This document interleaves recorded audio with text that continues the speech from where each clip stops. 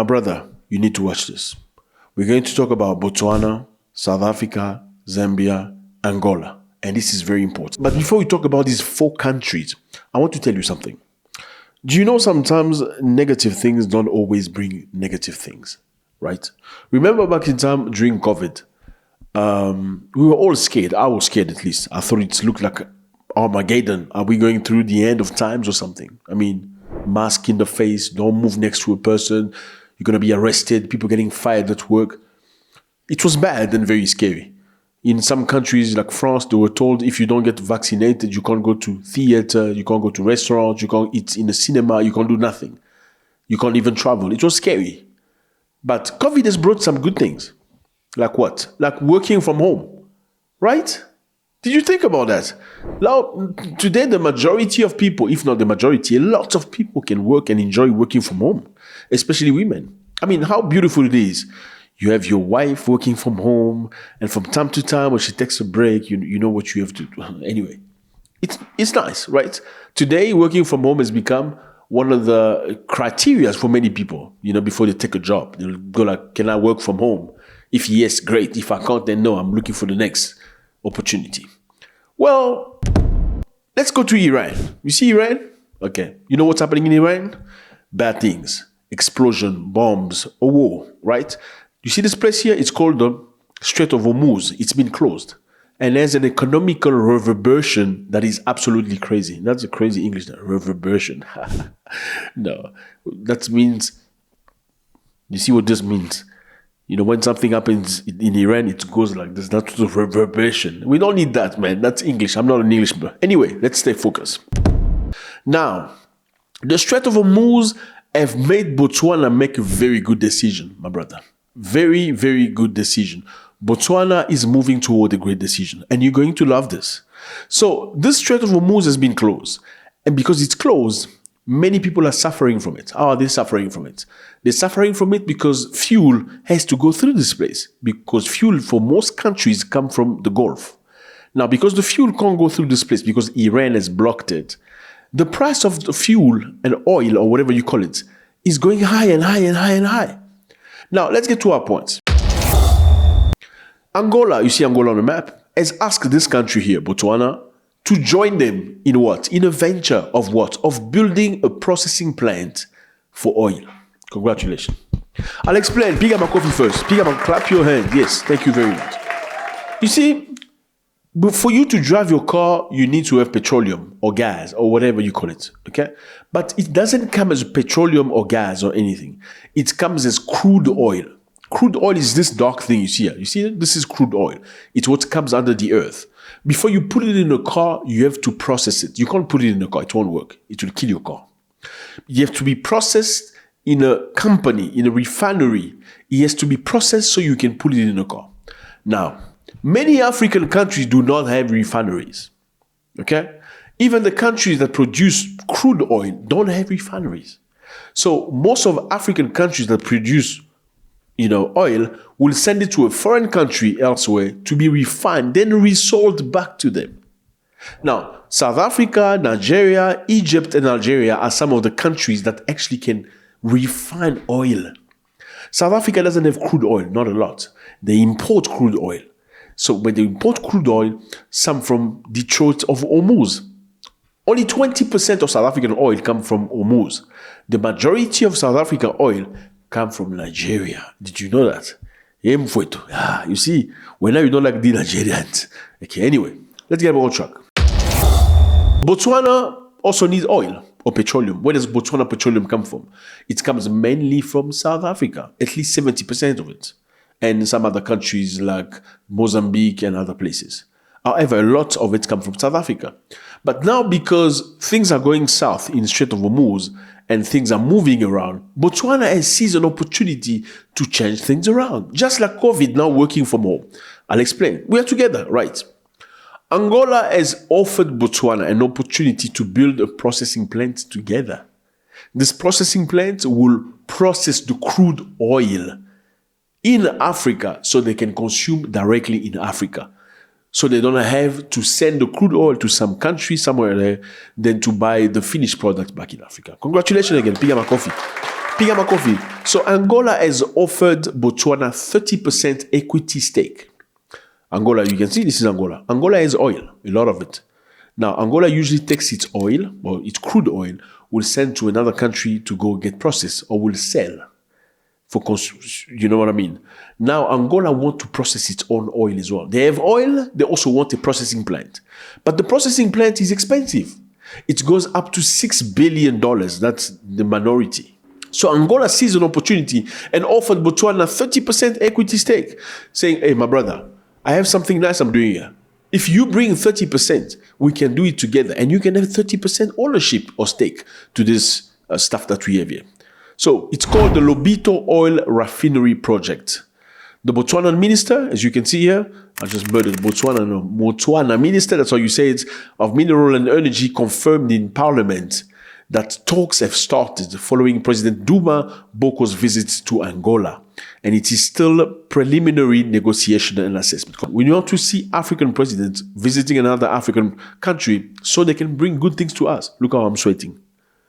For you, my brother. This is how I sweat for you. Please put a like. You see how I'm sweating for you.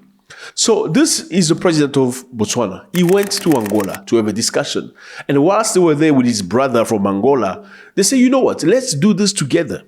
You know, number one, Angola has crude oil. So they don't need to import crude oil from somewhere else. Number two, Angola will have 30-something stake into a refinery plant at home. Number three, Angola doesn't have to spend $6 billion by itself.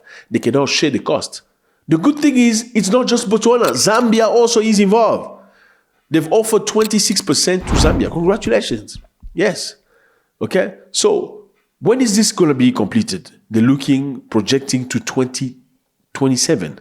And once finished, it will be one of the biggest refinery in sub-Saharan Africa. Congratulations, my people. It's beautiful. Pick up my coffee, man. Don't be jealous. Pick up my coffee. So Zambia also has secured 26% stake in the same Lobito oil refinery project.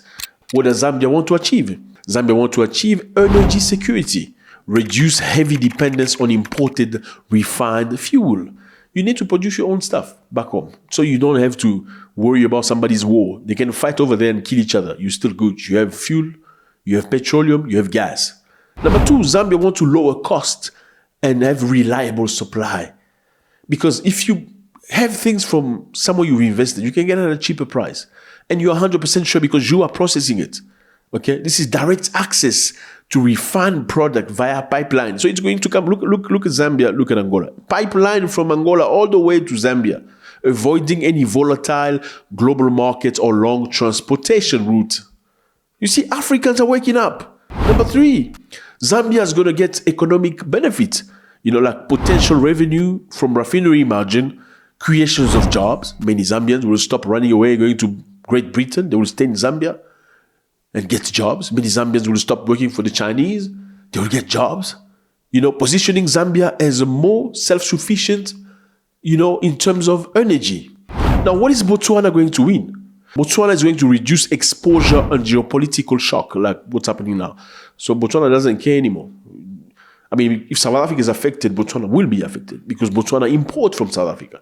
But now Botswana went to diversify. Number two, Botswana wants diversification. So Botswana want to promote a new economic route. Why? Botswana produces a lot of diamonds. One of the biggest diamonds found was from Botswana. Look at this one in the hand of the president. Biggest diamond in the world from Botswana. Botswana is a beautiful place. Nice country. Very peaceful. Democratic. They have a lot of diamonds. But they don't want to invest only diamonds. You have to diversify. You have to multiply what you have. You can't just eat bananas every day. You need to change. You need to eat different things. So how does Africa in general benefit? Well, Africa will have intra-African cooperation. Congratulations. This is what we want. We want to see Africans working with each other. Not just blame, hey, leave my country. We don't want your people in my country. We want to see Africa work together like Europeans do it. What does Africa win again? Number two, it builds regional refinery capacity using African crude. So this is African crude oil. It doesn't come from somewhere else, from Angola. And number two, it's going to push Africa to keep the value of its product in the motherland. Number three, it's going to create jobs, infrastructure, like pipeline, rail links. They're going to build for the African people. I say congratulations to Botswana, Zambia, Angola. This is our brothers' move, okay? It's not just, oh, my people, you take him. No, it should be about building each other. Obviously, if you come to other people's countries with drugs and, human trafficking, you should be kicked out. I mean, what? Kicked out. But we need this type of relationship so we can move forward. Congratulations. Big up my coffee. Yeah, baby. Let's go to Eswatini. This is Eswatini right here, as you can see. It's a kingdom inside South Africa with a little bit of a part in Mozambique, okay? Eswatini people are very interesting people, very beautiful women, my brother. I have never seen an ugly Eswatini woman, or Mswati, never. So Eswatini Home Affairs spokesman Mlavo Dlamini, he says the government expects all churches to close down. Christians must join King Mswati and royalty in prayers. Yes. So this man says, all churches must close. All of you must join the king and his queen for prayers. Is that dictatorship? Well, what do you expect? Well, Eswatini people are very similar to some South Africans. I believe Zulus. They have very similar culture. There are also Swatis from South Africa. Very similar trends. But if you see historically, also it's the lies that the European brought you, making you believe that you are different countries. Or you don't look like us. You are from Mozambique. No, dude, your ancestors are probably from Mozambique too. Countries were created in 1885, just in case you don't know. 1885 countries were created in Africa. They never existed before. Yes, clans existed, tribes existed, no countries. Anyway, let's continue. So Eswatini says you must join the king. Eswatini is a monarchy. It's the king that rules. The king has many wives. How many? He's got at least 16 wives. And the king marries them a virgin. So you can't have 35 body count and go to the king. And most people try to keep their daughters clean so they can potentially become the wife of the king. So these girls don't pile up bodies. I'm sorry, I know you feel uncomfortable, but I gotta tell you the truth. We don't like big body count in Africa. It's part of the culture. No, we don't want you to have a lot of experience. We don't like that. Even the king doesn't like that. Anyway, so the government in Eswatini expects all churches to close temporarily from Good Friday to Easter Sunday. So don't open, no church, no nothing. Christians across the country should close their individual churches. Instead, join King Mswati III and Queen Mother Mwekassa for a national Easter prayer service. How do you feel about that? Christians hate coming together and praying. You don't like it. Listen, Christians don't like coming together. You can see some other religion.